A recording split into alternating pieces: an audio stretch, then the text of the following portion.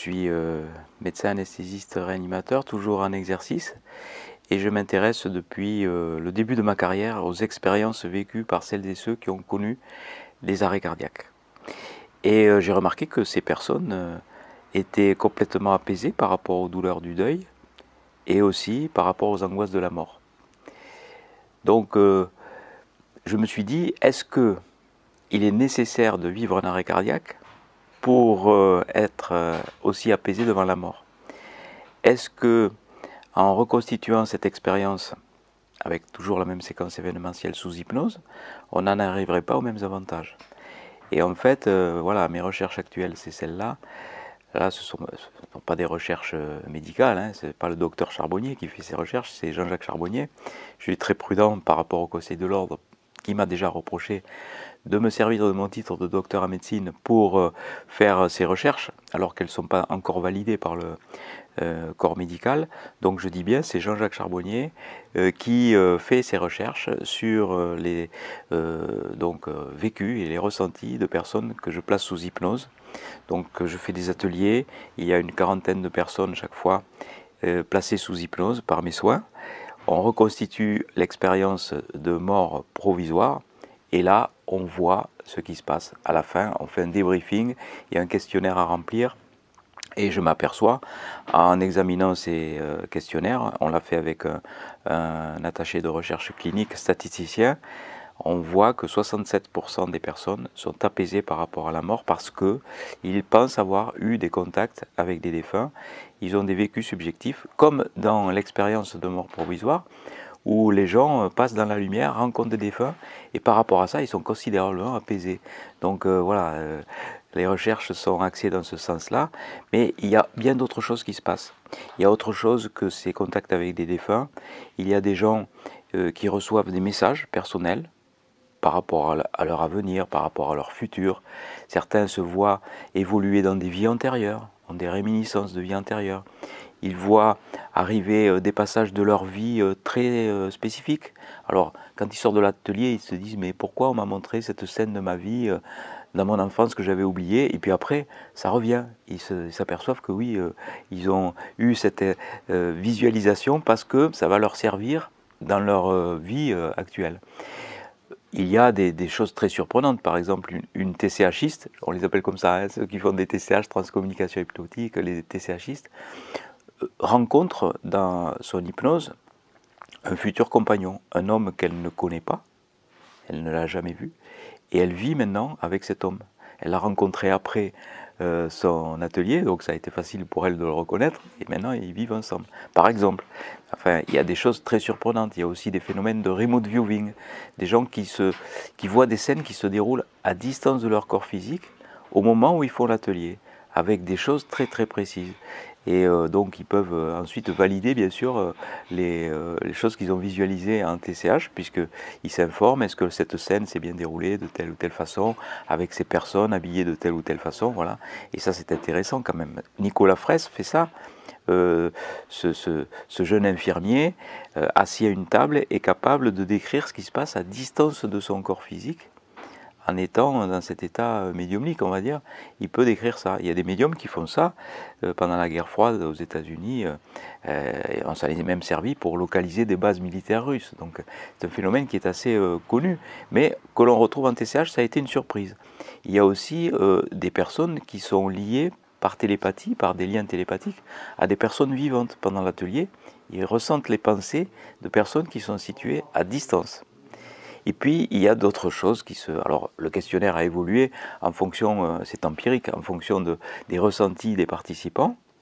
Il y a par exemple des gens maintenant qui disent recevoir des contacts extraterrestres. Alors ça, c'est complètement nouveau.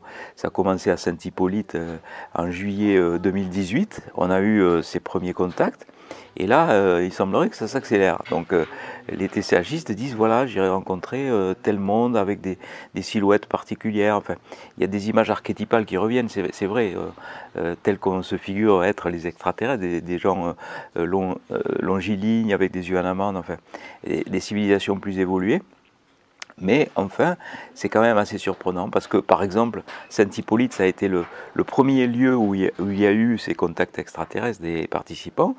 Et à quelques centaines de mètres de là, il y a quelques semaines, on a trouvé un crop circle. Alors c'est peut-être une coïncidence, mais enfin, bon. Et puis il y a ces prédictions que l'on connaît de Chico Xavier, ce médium brésilien voilà, qui était très puissant. Il a écrit plus de 400 livres en écriture inspirée, en écriture automatique plutôt, avec des prédictions. Et là, parmi ces prédictions, il a dit, voilà, c'est très précoce, puisque le 20 juillet 2019, il y a une date butoir. Et si les mondes extraterrestres jugent que l'humanité est suffisamment sage pour être digne de recevoir son enseignement, on aurait davantage de contacts à partir de cette date du 20 juillet 2019. Vous voyez, c'est imminent, quoi. Donc voilà. Bon, alors que faire de tout ça? Moi, je suis pas du tout, je prends pas parti pour les uns ou pour les autres. Je dis voilà les expériences qu'ont les gens. Je suis là comme une courroie de transmission pour essayer de faire le relais entre ce que vivent les gens, ce que connaît la science du monde invisible, ce qu'elle veut bien admettre, mais je ne prends pas parti pour les uns ou pour les autres. Je ne suis pas un gourou, je ne suis pas un chef de secte, je ne dis pas voilà, ça fonctionne comme ça et comme ça. Non, je dis voilà, les gens vivent ces expériences-là et il faut les accueillir. Il y a aussi des gens qui disent avoir été guéris après des TCH, avoir reçu des soins énergétiques. Ça aussi, c'est assez nouveau. Pas plus tard que hier, on faisait à Orléans donc une séance et il y a une dame qui dit voilà, j'avais mal au dos en arrivant, ça fait des jours et des jours que j'ai mal au dos, je sors de la séance, j'ai plus mal au dos. Je ne sais pas comment ça se fait, ben nous non plus. Voilà, donc ça fait partie des choses que on ne comprend pas. On a l'impression que lorsqu'on est connecté à une autre forme de conscience, lorsqu'on se libère de notre filtre réducteur cérébral, ce que j'appelle moi la conscience analytique cérébrale, eh bien on est connecté à une autre forme de conscience et lorsque cette conscience est atteinte, eh bien on peut avoir des soins énergétiques, recevoir des soins énergétiques, guérir de certaines maladies. Il y a des expérienceurs qui ont fait le voyage, donc qui ont été libérés de leur conscience analytique cérébrale et qui sont revenus guéris, comme par exemple Anita Morjani.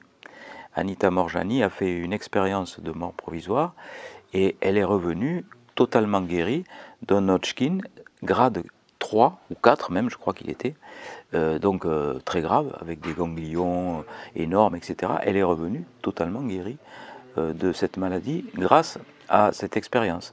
Et Ben Alexander, ce neurochirurgien, victime d'une méningo-encéphalite très grave, qui est potentiellement mortelle, avec 2% de survie seulement, et avec de lourdes séquelles, revient de son expérience, pareil, sans aucune séquelle, et totalement guéri.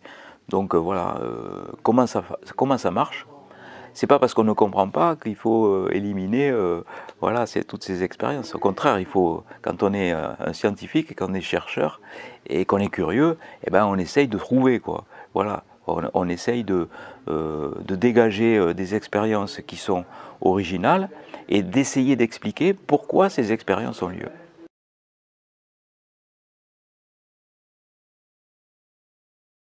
C'est toute la difficulté. Est-ce que les informations viennent de l'inconscient ou est-ce que les informations viennent de l'extérieur? Alors j'aurais plutôt tendance à dire qu'elles viennent de l'extérieur parce qu'il y a quelquefois des informations qui arrivent et qui ne sont pas connues de celui qui vit l'expérience sous hypnose. Il faut donner des exemples. Par exemple, une jeune femme dit j'ai vu un défunt, enfin c'était une femme en l'occurrence, qui m'a dit qu'elle était enceinte de 5 mois au moment de son accident de voiture. Pourquoi j'ai eu ce message? Bon. Et là, elle dit ça à sa sœur, la sœur de cette femme qui est décédée, qui éclate en sanglots et qui lui dit c'était un secret de sœur. Il n'y avait que moi qui savais ça. Et ma sœur, effectivement, était enceinte de 5 mois au moment de cet accident qui l'a tuée.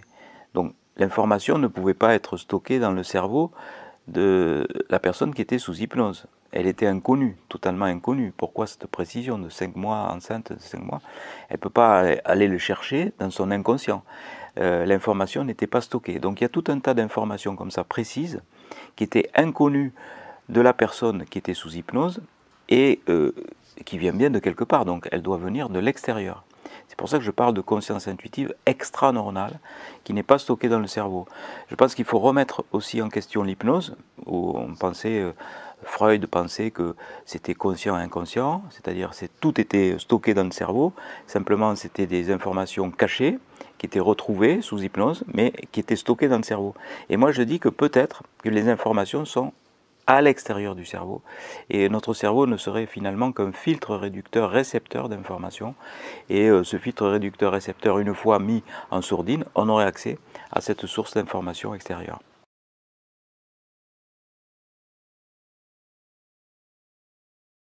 Alors nous avons un suivi effectif de toutes ces personnes. Il y a un numéro de téléphone, on leur dit bien, s'il y a la moindre chose qui se déroule à la suite de votre TCH, mise en relation effectivement avec la TCH, vous nous téléphonez. Il y a un numéro de téléphone, il y a un mail, on répond tout le temps, donc soit au téléphone, soit par mail, on reste en contact, on leur dit bien, vous êtes désormais des TCHistes, donc vous faites partie de la grande famille. On a dépassé 13 000 aujourd'hui. C'était 10 000, 13 000 participants, on n'a jamais eu un seul incident. D'ailleurs, si j'avais eu le moindre doute d'avoir un danger quelconque en faisant ces séances qui ne sont autres que de la relaxation guidée, de la méditation guidée, hein. Il n'y a aucun danger de méditer, il n'y a aucun danger d'être sous auto-hypnose, eh bien je n'aurais jamais débuté ces ateliers, évidemment. Donc pour l'instant, les gens en ressortent avec un bien-être considérable, ils sont complètement apaisés, ils sont soulagés, souvent ils sont même guéris de certaines situations pathologiques. Alors ça c'est assez inexplicable, je ne sais pas du tout comment ça marche, mais forcé de constater que ça fonctionne dans un certain nombre de cas. Et là, le suivi, c'est eux qui nous le donnent, quoi. Alors ils ressortent de l'atelier, ils disent ouais, il ne s'est pas passé grand-chose quelquefois, hein. D'autres fois, on ne les arrête pas. Ils ont le micro parce qu'on fait le debriefing à la fin. Et on leur dit surtout, ne gardez pas le micro 10 minutes parce qu'on est 43 là ou 40. C'est pas possible. Donc en une minute, avec quelques phrases simplement, et vous faites passer le micro. Aucune obligation de parler. Si vous n'avez pas le cœur à partager avec le groupe, vous faites passer le micro. Eh bien, il y a des gens qui garderaient bien le micro 10 minutes. Donc voilà. Mais certains sortent de l'atelier en disant mais il ne s'est pas passé grand chose dans cet atelier, je ne sais pas ce qui s'est passé, en fait je n'ai pas été hypnotisé mais j'ai dû m'endormir quand même. Puis je ne sais pas, ça a dû durer 10 minutes. Eh ben non, l'hypnose elle dure 1h20.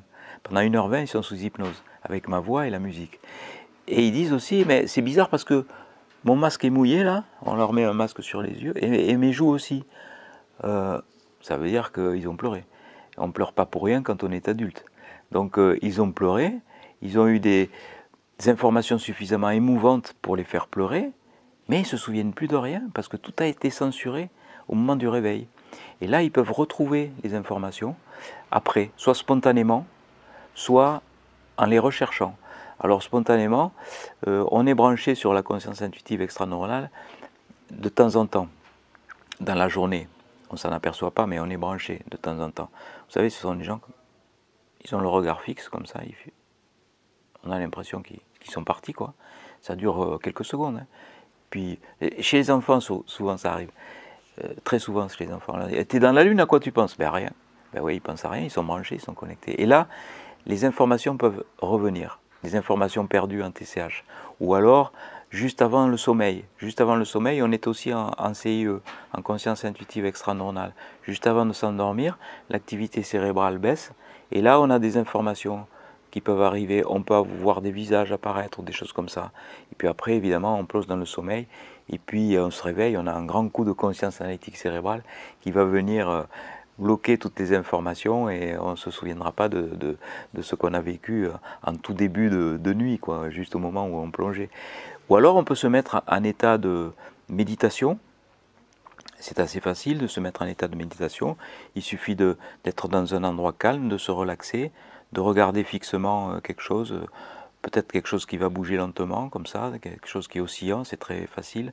Quand un mouvement qui oscille, pas forcément de façon régulière, mais par exemple les branches d'un arbre, on se met devant une forêt ou un arbre, et on voit avec le vent la branche qui bouge comme ça, l'oscillation d'une flamme de bougie, passée à quelques centimètres de soi, à 30 centimètres, on fixe la flamme, au bout d'un moment la flamme elle va disparaître, là on va être branché en CIE.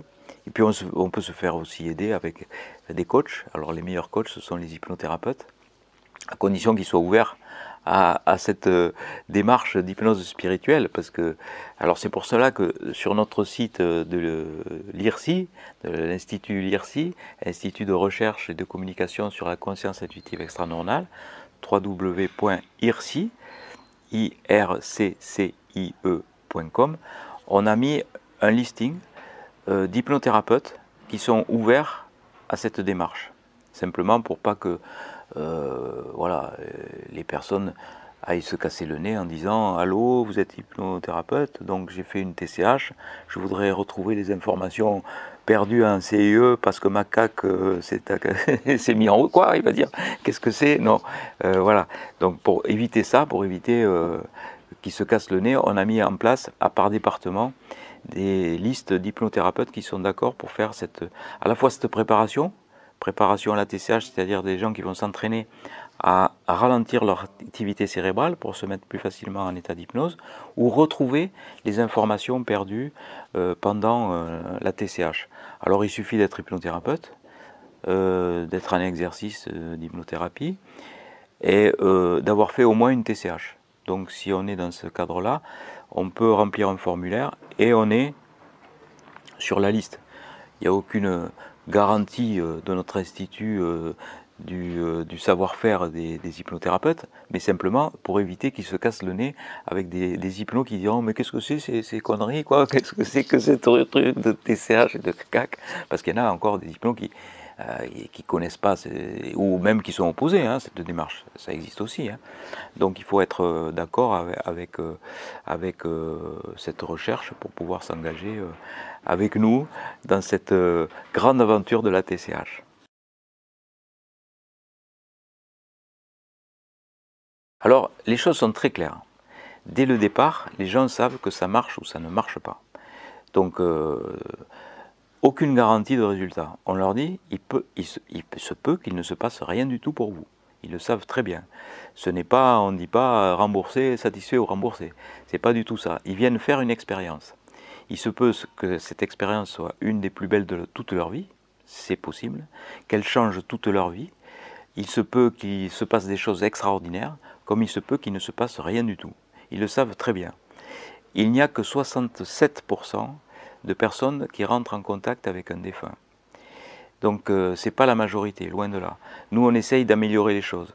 Avec les retours qu'on a, on essaye d'avoir les meilleurs résultats possibles. On a l'impression que les résultats s'améliorent. On va avoir l'objectivation de ces résultats statistiques qui vont être bientôt étudiés par une nouvelle analyse. On avait fait une première analyse avec un attaché de recherche clinique statisticien qui avait montré ces chiffres. 67%, 669 personnes sur 1000 avaient coché la case « Oui, je pense avoir été en contact avec un défunt ». Mais il se passe bien d'autres choses. Donc là, on va travailler avec le professeur Leert, qui est un professeur de statistique à Melbourne, en Australie, qui veut bien nous aider. Il travaille avec des laboratoires pharmaceutiques pour prouver l'efficacité de certains médicaments en donnant les certificats d'AMM, d'autorisation de mise sur le marché. Donc il sait faire. Il a été l'auteur de plus de 300 articles scientifiques. Il travaille avec l'OMS. Il travaille donc avec l'agence du médicament. Il sait faire ce genre de truc pour démontrer si une technique, une thérapie est valable ou pas. Il sait faire. Donc peut-être, j'espère qu'un jour, on aura un article scientifique qui démontrera le bien fondé de la TCH, que ça peut aider les gens, à la fois qui sont dans la souffrance du deuil, c'est-à-dire des gens qu'on n'arrive pas à traiter médicalement. C'est très difficile. Qu'est-ce qu'on leur propose? Des psychotropes, des benzodiazépines, des antidépresseurs. Je ne dis pas que ce n'est pas nécessaire, mais je dis aussi qu'il y a quand même une erreur quelque part, parce que nous sommes le premier consommateur de psychotropes du monde, par habitant quand même. Donc si on peut avoir un moyen de ralentir cette surconsommation de médicaments, eh ben, vraiment on aura gagné, parce que je pense qu'on est trop sous médicaments dans ces situations. On a affaire à de véritables zombies qui prennent des comprimés pour dormir, qui prennent des antidépresseurs qui les boostent dans la journée. Ils sont tellement énervés après qu'ils reprennent un neuroleptique ou une autre chose pour dormir. Donc on voit bien que c'est pas satisfaisant. Je ne dis pas qu'il faut éliminer les médicaments. Bien sûr, ils sont nécessaires dans certaines situations. Mais qu'il y en ait trop, et que trop de gens en prennent, trop, ça c'est sûr, ça a été démontré. On ne peut pas nier ce fait. Donc, est-ce que avec cette technique qui est écologique, qui ne fait appel à aucune chimie, qui fait appel à le bon sens, des expériences vécues sous hypnose, en quoi c'est dangereux? Je ne vois pas où est le danger. Donc là, on a affaire à une thérapie qui, j'espère, un jour sera validée. Et à ce moment-là, je pourrais dire, c'est le docteur Charbonnier qui a inventé la TCH et qui, voilà. Mais pour l'instant, je ne peux pas le dire. Pour l'instant, c'est Jean-Jacques Charbonnier qui fait des recherches. Je suis très surveillé. Il faut que je fasse très attention. Donc, il n'y a jamais mon titre de docteur en médecine associé à la TCH. Je dis que je fais ces recherches, non pas en tant que médecin, mais en tant que chercheur, voilà. Et j'espère qu'un jour, ça va basculer et on montrera, alors ça sera peut-être, je sais pas, ça sera peut-être pas de mon vivant, j'en sais rien. Mesmer, pas celui qui monte sur scène, qui fait peur aux gens en montrant que l'hypnose, ça peut être la domination d'un hypnothérapeute sur un autre. D'ailleurs, à cause de ça, les gens ont peur d'aller voir des hypnothérapeutes. Mais il va avoir l'emprise sur moi, il va me faire un lavage de cerveau, il va me vider mon compte en banque. C'est dommage qu'il y ait ce genre de spectacle. Alors que les gens qui montent sur scène, il y a des facilitants, ils sont d'accord pour faire ça. Ils sont sous hypnose, c'est vrai, mais ils sont d'accord. On ne peut jamais faire quelque chose avec lequel on n'est pas d'accord sous hypnose. Donc voilà, il y a ce biais-là qui fait peur, c'est dommage.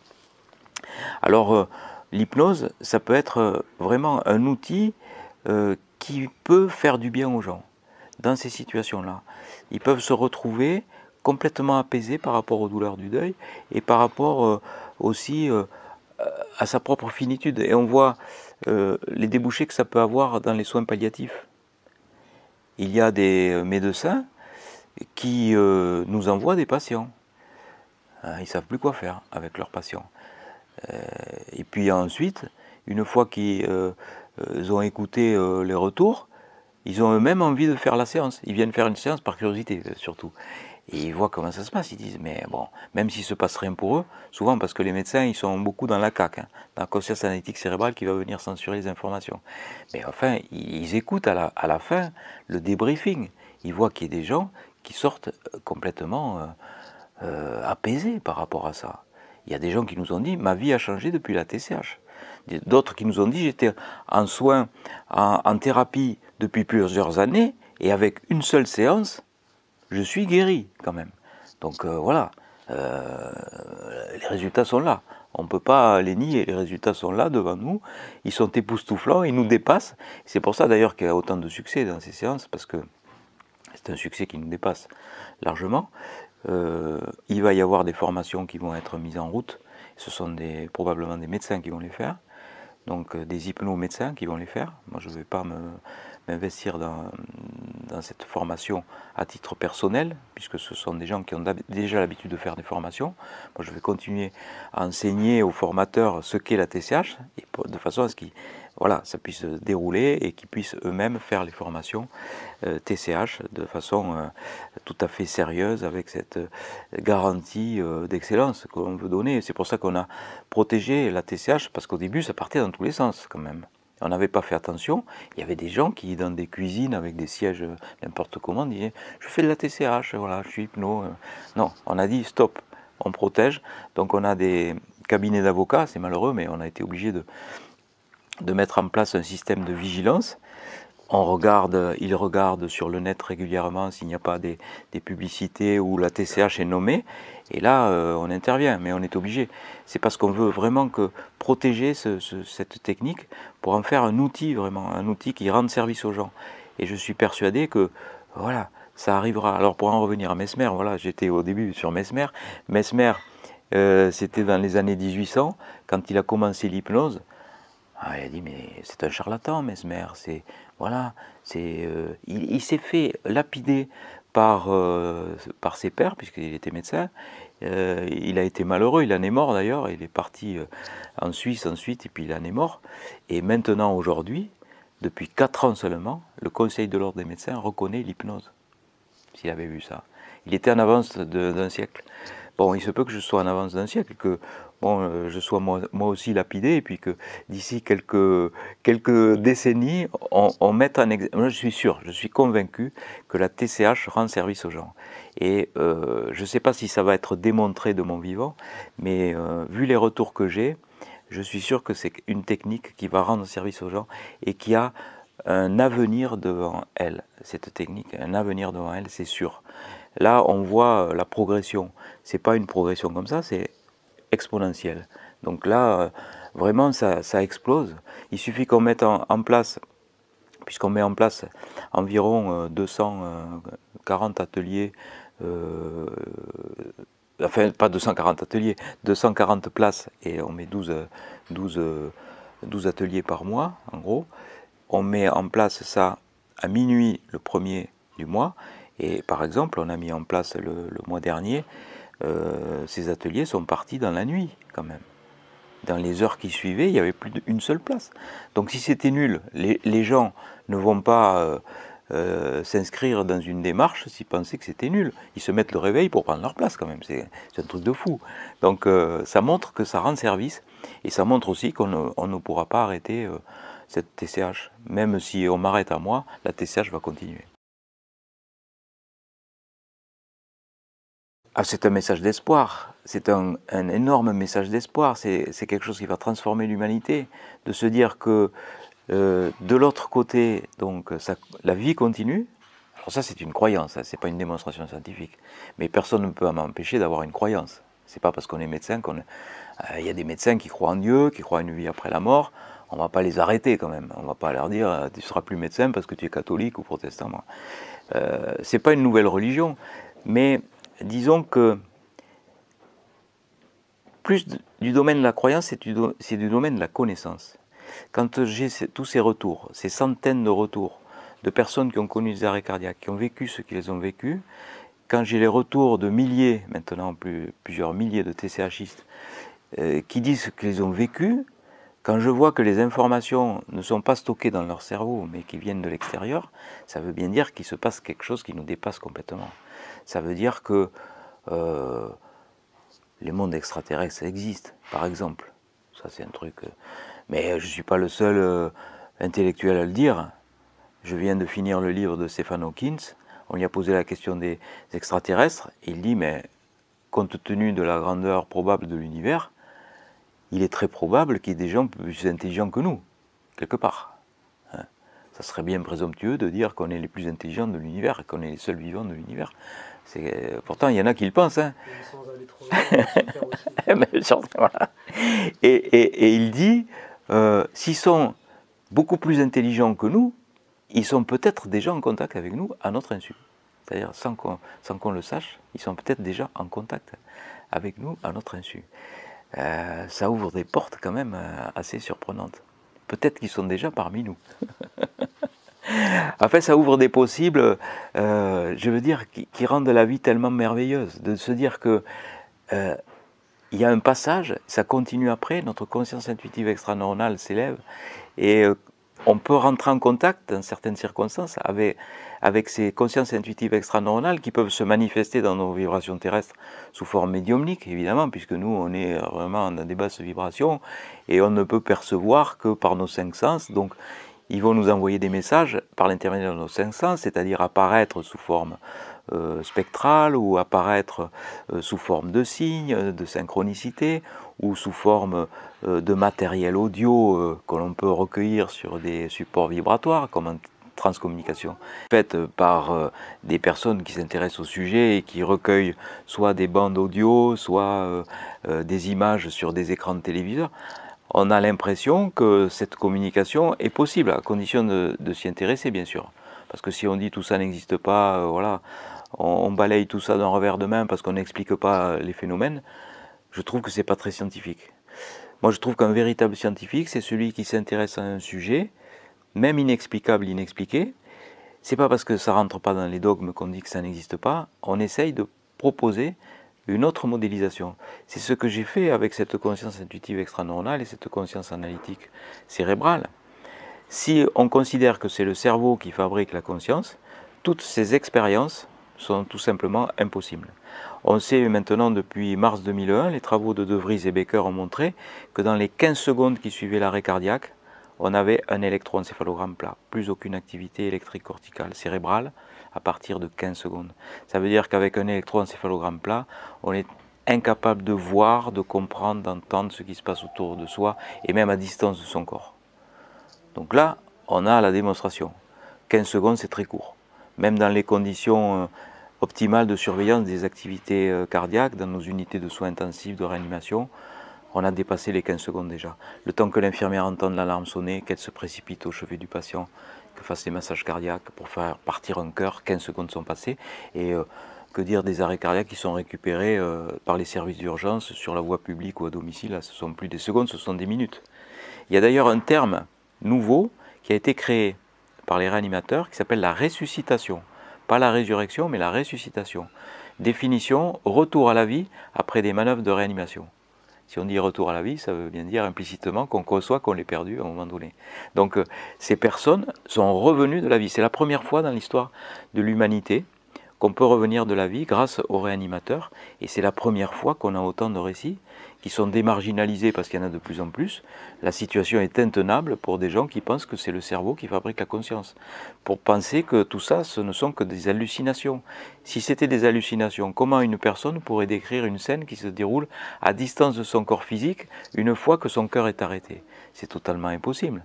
Donc il faut changer de paradigme. C'est pour ça que j'ai proposé cette modélisation de conscience analytique cérébrale dissociée d'une conscience intuitive extraneuronale, une modélisation qui a été acceptée dans une thèse de doctorat en médecine que j'ai dirigée, la thèse de François Lallier, qui a été soutenue le 15 décembre 2014 à la faculté de médecine de Reims, qui a été présidée par des professeurs de médecine, et mention très honorable, félicitations du jury. Il a étudié pendant 3 ans des cas de personnes victimes d'arrêt cardiaque, 118 personnes, il en a retrouvé 18 qui avaient vécu cette fameuse expérience, et on a pu proposer dans la discussion la théorie matérialiste du cerveau sécréteur de conscience, opposée à celle que je propose, une conscience intuitive extraneuronale complètement dissociée de la matière. Alors moi je veux bien que le Conseil de l'Ordre conteste ça, mais il ne peut pas contester quand même la validation de professeurs de médecine qui ont validé cette thèse en la récompensant de manière maximale. C'est impossible, parce que les gens du Conseil de l'Ordre disent « mais pourquoi ça n'a pas été validé ?» Mais si, ça a été validé dans une thèse, comme hypothèse, par des gens compétents, au moins aussi compétents que ceux qui me jugent au Conseil de l'Ordre.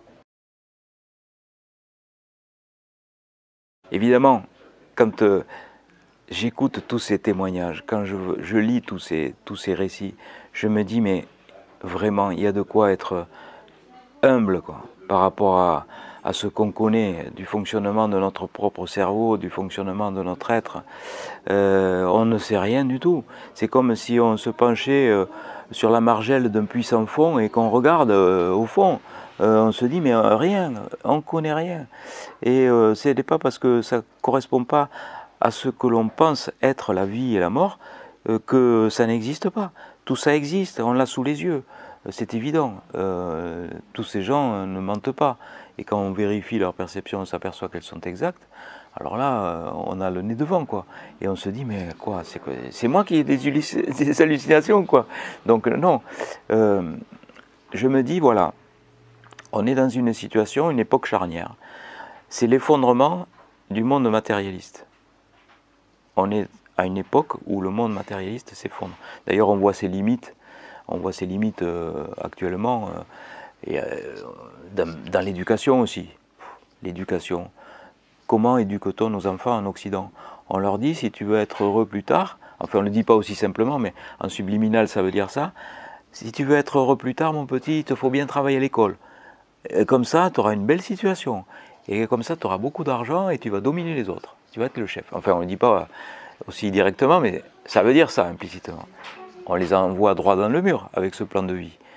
droit dans le mur. Pourquoi? Parce qu'on n'a jamais suffisamment de matière et on a toujours un chef au-dessus de soi. Donc on fait des générations de frustrés qui partent après dans des chemins voilà, idéologiques avec des gourous pour le coup, qui vont devenir voilà, des terroristes même quelquefois, dans la violence.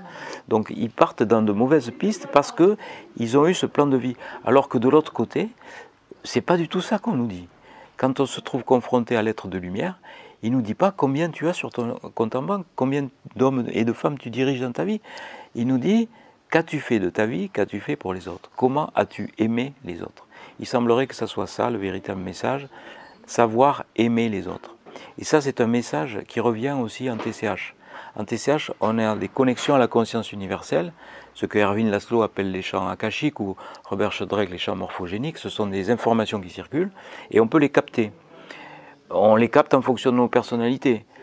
C'est pour cela que les grands savants, les grands scientifiques ont été connectés à la même source et ont découvert simultanément les mêmes choses, par exemple. Ou les artistes, stimulés par la même source d'inspiration, sans faire de plagiat, ils ont réalisé les mêmes choses.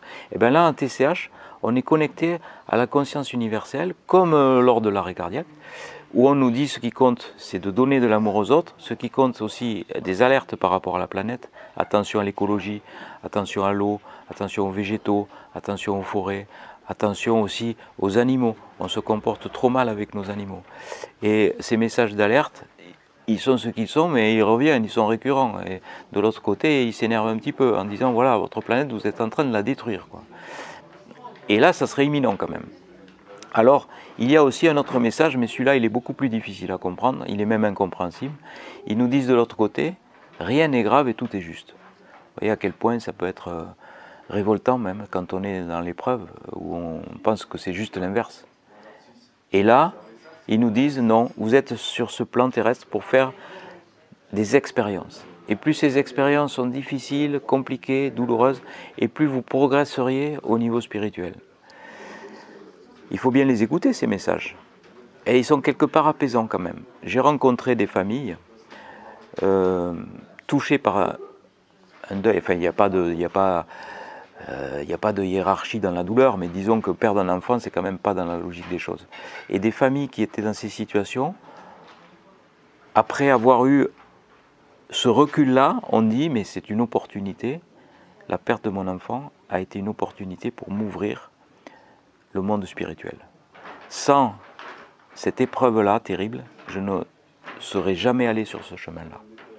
Alors peut-être aussi que ce sont des missions, des enfants viennent pour faire progresser leurs enfants, ils font un petit aller-retour comme ça, ils reviennent dans l'au-delà, ils vont évoluer différemment, et ils vont revenir encore, et puis sous une autre vie peut-être, sous une autre forme, mais en tout cas, évidemment que ça bouleverse tous ces récits. Tous ces témoignages de parents qui ont endeuillé, c'est vraiment quelque chose de très fort. C'est un événement qui est assez connu maintenant, hein, l'événement qui m'a changé. C'était au tout début de ma carrière d'anesthésiste réanimateur. À l'époque où je n'envisageais même pas d'être anesthésiste réanimateur, je voulais être médecin voilà, à la campagne. J'avais même mon plan de vie, mon épouse qui avait changé son plan de vie, elle devait être prof de gym, et non, elle avait abandonné ses études pour faire du secrétariat médical. Elle voulait m'aider dans cette mission de médecin de campagne, et je me suis inscrit dans un stage de SAMU pour faire de l'urgence. Et c'est là où ma vie a changé. En l'espace de quelques secondes, ma vie a changé. Comme quoi, j'étais persuadé que nous n'étions que de la matière, on me l'avait appris à l'université. J'étais persuadé que nous étions des sortes de robots biologiques animés par des pensées biochimiques, on me l'avait appris à l'université, qu'au moment de la mort, étant que de la matière, il n'y avait plus rien. Et là, j'ai eu la démonstration en quelques secondes que c'était pas du tout ça. Ma vie a changé. J'ai fait un 180 degrés. C'était un accident grave au bord de la route. Déjà 2 cadavres allongés, recouverts d'un drap, et je devais aller secourir un blessé qui était enfermé dans sa voiture. Enfin, c'était un amas de ferraille. C'était un jeune d'une vingtaine d'années, il était coincé par les tôles jusqu'à la partie inférieure de son thorax. Là, il il émergeait de ce fratras de tôle que son visage qui était multicoupé par les lésions du pare-brise et puis ses 2 bras. Et je me suis engouffré dans le trou qu'on avait découpé. Les pompiers avaient des pinces, avaient découpé ce trou dans cet amas de ferraille. Et j'étais très près de lui. Et je devais rapidement le perfuser pour éviter que le cœur s'arrête, parce qu'il avait perdu beaucoup de sang. Et on doit remplacer le sang avec des perfusions de macromolécules pour éviter que le cœur étant une pompe qui s'arrête. Et là, du fait de mon émotion, de mon incompétence, enfin de tout un tas de choses, je ne suis pas arrivé. Et là, je revois encore ma main là, qui tremblait sur son bras tout blanc, comme livide, et puis moi qui étais de plus en plus mal. Et puis est arrivé ce qui devait arriver. J'étais très près de lui. J'ai vu ce regard particulier, j'ai vu cette pupille qui se dilatait, c'était très lent et très doux, c'était comme une tache d'encre sur un buvard à peu près, cette sensation-là, la pupille qui s'agrandit, l'étincelle de vie qui part, et là j'ai senti une présence qui était à la fois vivante et joyeuse. Alors ça peut paraître surprenant dans ces circonstances, mais c'était ça, c'était vivant et joyeux. Et c'est parti par le haut de sa tête et ça m'a frôlé le visage sur la droite. J'ai dit, ça y est, il est libéré. Je me suis dit, ça y est. Mais c'est ça, nous sommes un esprit incarné et cet esprit s'en va au moment de la mort comme une libération. Je l'ai senti comme... Alors Moody parle d'expérience de mort partagée, mais c'est tout à fait ça. Jean-Pierre Postel a vécu ça aussi avec son papa, c'est un réanimateur, ça a changé sa vie aussi. Et je me suis dit, mais c'est ça, on est un esprit incarné, mais c'est fou, cette révélation en quelques secondes, je comprends tout. Je me dis, voilà, ce livre que j'ai lu m'est revenu en mémoire instantanément, je l'avais presque oublié, écrit dans les années 70 par Raymond Moody, qui disait que les expérienceurs disaient être sortis de leur corps par le haut de leur tête la plupart du temps, pour vivre cette expérience et revenir après, et moi je le vis en tant que témoin, j'ai dit, c'est donc vrai tout ça. Et là j'ai décidé de devenir anesthésiste réanimateur. Ma vie a changé. Je suis rentré chez moi, j'ai dit à ma femme, je ne veux plus être médecin généraliste. Alors que tout était planifié. Hein. Je veux faire les études, passer le concours à Paris, devenir 3 ans d'études de plus, ça ne fait rien. Je veux étudier ce qui se passe au moment de la mort, parce que c'est ça qui doit être ma vie dorénavant. Et c'est ce qui est devenu ma vie dorénavant, puisque je me suis considérablement investi sur la question. J'ai écrit 17 livres sur le sujet, 17e cette année. Je veux dire que ma vie est orientée là-dessus. S'il y avait mettre en balance maintenant, puisque c'est presque une proposition, ma vie d'anesthésiste et cet engagement sur la TCH, je ne vais pas hésiter une seconde. C'est évidemment cet engagement que j'ai sur la TCH, parce que je pense que c'est ça qui va faire progresser vraiment. Ça serait présomptueux de dire que je vais faire progresser l'humanité, mais c'est pas moi, hein. Moi je suis qu'un relais.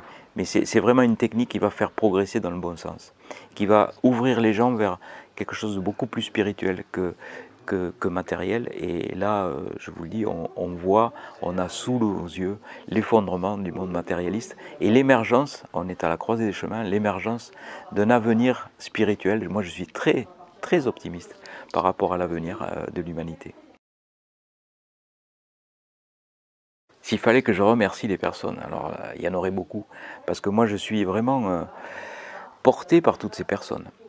À commencer à remercier une personne qui a été le déclencheur de tout ça, qui a été plus important que tous mes professeurs de médecine, qui a été plus important que tout, que pourtant je n'ai connu que très peu, c'est le jeune, que je ne suis pas arrivé à réanimer, c'est lui que je dois remercier. Et je pense à lui très très souvent. Il n'y a pas un seul jour où je ne pense pas à lui.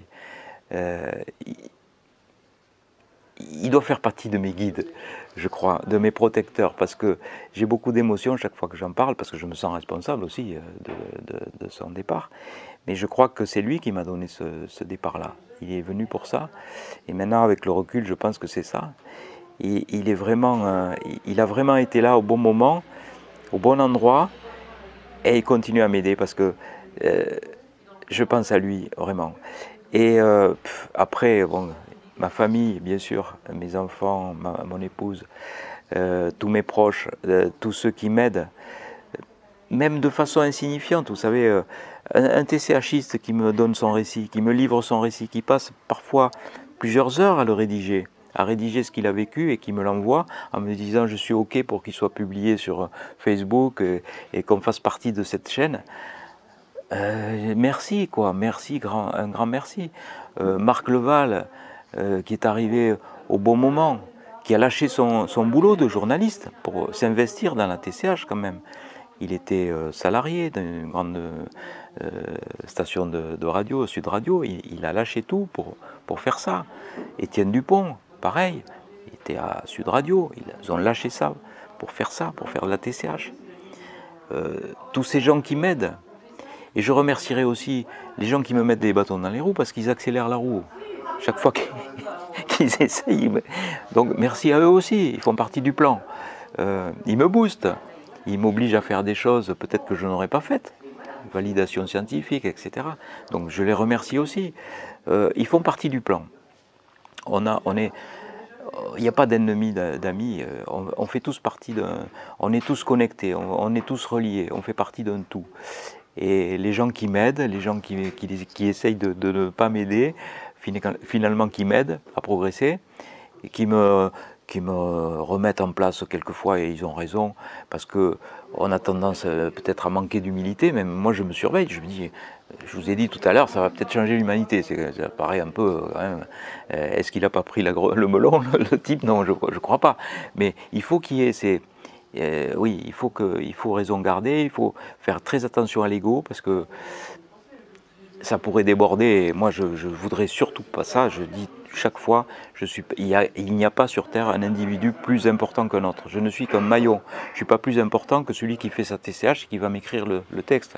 Je suis là, bon, peut-être en avant parce que c'est comme ça. J'ai été mis en avant, mais je dirais presque que je ne l'ai pas fait exprès, quoi. J'ai été mis en avant parce que j'ai cette énergie-là qui me pousse à continuer cette TCH qui est quelque chose de vraiment mais qui me dépasse complètement, quoi. Jamais j'aurais pensé ça. Quand Michel Riffard, la doyenne des médiums, elle est partie à 93 ans. Un an avant son départ, c'était une amie très puissante médium, elle me dit « Je te donne cette prière du Padre Pio, tu vas en avoir besoin, parce que tu vas contacter bientôt l'au-delà. » J'ai dit « Celle-là, elle est vraiment, pauvre Michel, elle est vraiment atteinte, quoi. C'est l'âge, elle dit beaucoup de bêtises. Moi, contacter l'au-delà, je ne pensais pas du tout faire ça. » Et en fait, cette prière du Padre Pio, je l'ai avec moi, et elle avait raison, parce que je la lis chaque fois. Je la lis avant chaque départ, en TCH. On part ensemble faire l'expérience, mais je la lis à titre personnel. Bon, je ne l'impose pas aux autres, évidemment. Je ne vais pas imposer mes croyances. Mais je me mets dans un coin, je lis cette prière. J'ai la prière du Padre Pio devant moi pendant l'hypnose. Et on fait un petit rituel de protection avant, un petit rituel chamanique qui m'a été appris par les chamans. On fait une ronde, on se tient par la main, on met la paume de la main gauche vers le haut, elle reçoit les énergies, la paume de la main droite vers le bas. On fait une chaîne comme ça, tous ensemble, on fait partie de la même expérience, on fait un égrégore, donc on se tient par la main, on demande à nos guides d'intercéder en notre faveur pour que l'atelier se déroule de la meilleure des façons possibles, on demande leur protection, on leur dit que nous sommes rassemblés en toute humilité, qu'on ne veut déranger personne, mais qu'on espère simplement avoir des contacts avec le monde invisible, avoir des informations pour nous, pour nos proches, enfin, avoir des nouvelles aussi de nos chers disparus. Et là, on se concentre en silence pendant 1 minute sur ses intentions et sur ses remerciements. Et là, déjà, on sent les énergies. On sent, ça vibre, on sent des frissons, on sent des choses. Enfin, quand la séance va bien se passer, on le sait là. Par exemple, hier après-midi, ça a été, dès cet égrégore, moi j'ai senti des frissons qui me parcouraient le corps et il n'y a pas eu un seul participant qui n'a pas reçu des messages, qui n'a pas eu une expérience personnelle, même rien, même quelque chose, un petit quelque chose. Ne serait-ce qu'une personne qui dit « moi il ne s'est rien passé, par contre j'ai eu mes mains qui ont chauffé terriblement ». Et je lui dis, mais peut-être qu'il va falloir, c'est ça le message de votre TCH, peut-être qu'il va falloir vous servir de vos mains. Alors il réfléchit comme ça, il dit, ah bon, oui, mais comment? J'ai dit, essayez, si jamais quelqu'un a mal quelque part, vous mettez vos mains, vous verrez bien ce qui se passe. Si la personne dit que elle se sent soulagée, peut-être que vous avez du magnétisme, et c'est ça qu'on a voulu vous faire passer, par exemple. Et puis il y a des gens qui vivent des choses, ils garderaient le micro pendant 1 demi-heure. tellement il se passe de choses. Donc voilà, tous ces gens, je les remercie vraiment. Tous. Alors, je ne vais pas les nommer parce que je vais en oublier et ils seront vexés. Donc, il y a tous les gens qui m'aident, tous les gens qui essayent de me mettre les bâtons dans les roues, je les remercie tous.